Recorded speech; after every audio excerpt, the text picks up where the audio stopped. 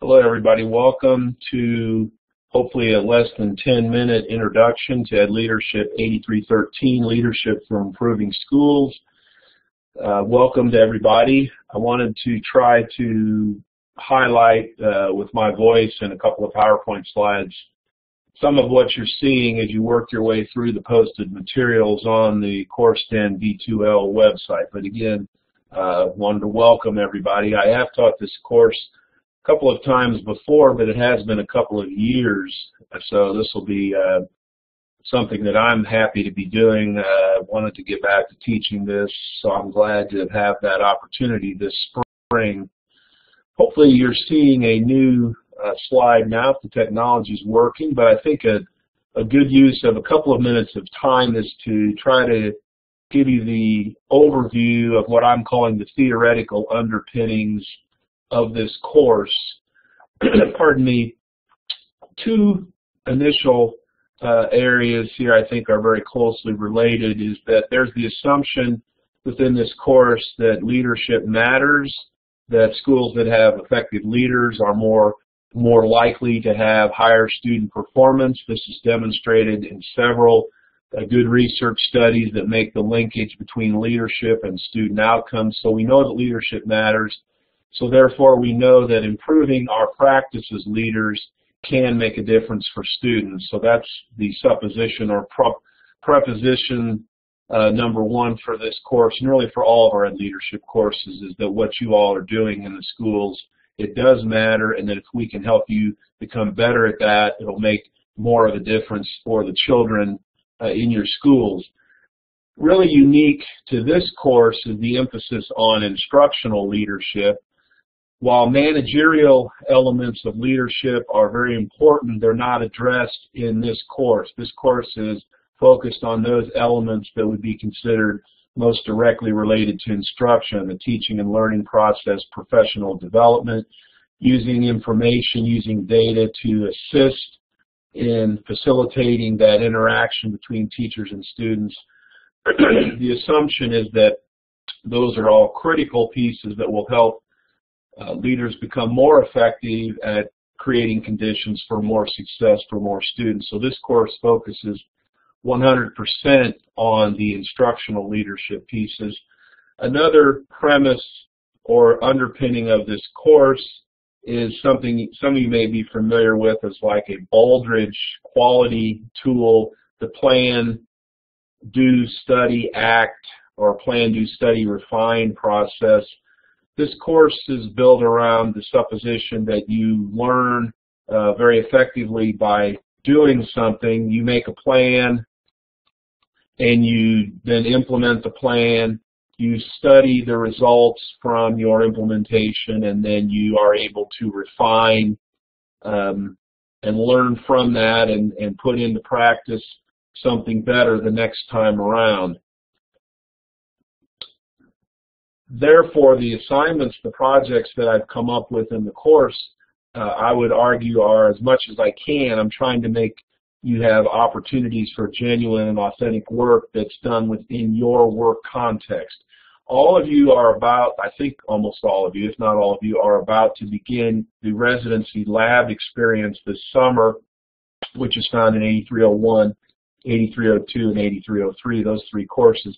It's 3 consecutive semesters where you're working in your school context with support from people in your school and from coaching from university personnel to really refine your leadership practice. So this course begins to give you the basis to have those tools to put into practice in your lab experience this summer.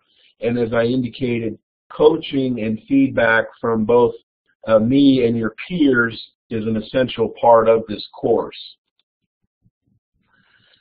So the implications of what I've just shared on the previous slide are evident in a couple of more points I want to make. If we're going to do genuine, authentic, and real work, then we need to take into account that each of you has a unique job position and a unique context wherein you work. So most of the assignments, in fact 6 of the 8 assignments, allow you to use that unique position, that unique context, and try to structure a genuine, real meaningful learning experience out of that. Related to that, if we're going to do as genuine work as possible, as authentic of work as possible, sometimes the real work doesn't follow the timeline that a professor might give you. So I'm going to do my best to give you broad time parameters to complete some of these projects.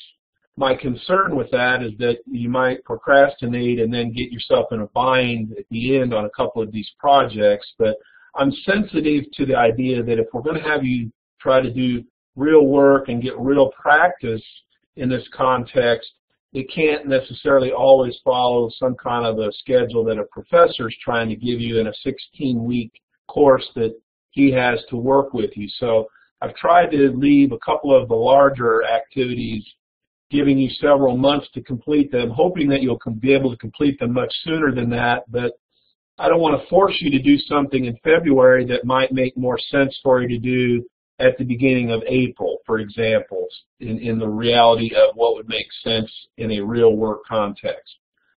As I've already suggested, I've tried to come up with at least 6 of the instances. I hope you can answer the question as whether this is a genuine or real activity, and I hope the answer is going to be yes on at least 6 of those. It's to somewhat, obviously, we have to make up situations for you to demonstrate the proficiencies of the course, but I believe that most of these are going to be activities that you would be doing anyway in a leadership context, or maybe taking you just a little bit further beyond what you normally would do, which would be good to expand you to be able to have some opportunities perhaps into some new areas.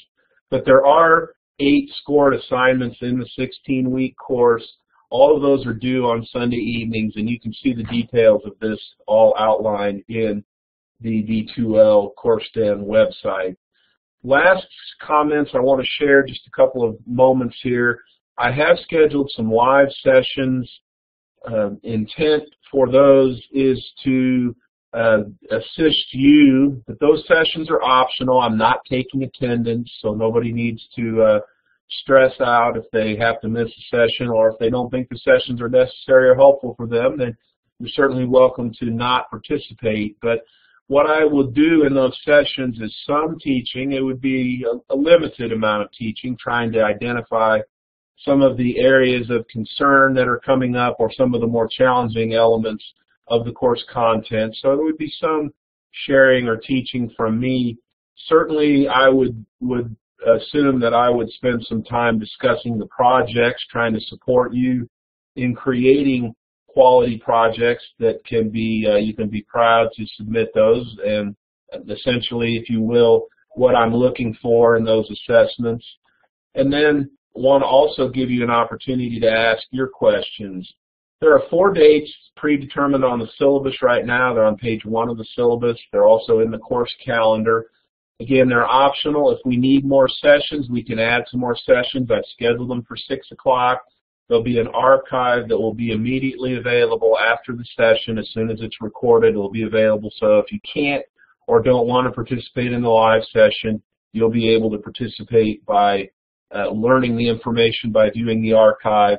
Obviously, the only limitation if you do the archives is you're not going to be able to ask questions yourself. So really just wanted to highlight with my voice and a couple of PowerPoint slides information that should be readily apparent to you as you work your way through the course. Please take some time to understand how the course is organized. I've tried to put it together in a format that's logical to me. And one of the things that's difficult for online students is you have to be self-directed and put a little bit of upfront time in to really find your way through the materials and the resources and be able to work effectively so that you can produce quality products. Now, if we were meeting face-to-face, we'd be meeting something like perhaps 80 hours of actual face-to-face time, and we're basically not going to have any face-to-face time. So you've got to make up some of that lost face-to-face time by your own curiosity and structuring your life so that you can find some time to review the materials that are posted, review the rubrics and things like that, because you're not going to have an instructor standing in front of you explaining it to you. I'll be available to provide support to you in the live sessions. I'll be available via email and telephone almost 7 days a week. So certainly you'll have a level of support, but for those of you that have not had very many online courses or any online courses, that is a difference that you really need to structure your time so that you can really make up for some of that face-to-face time that we will not be experiencing. So thank you for listening. I hope you got some value from this. I'm very pleased to be able to work with you this semester, and I'm sure that we're going to have a very meaningful collaborative experience this semester.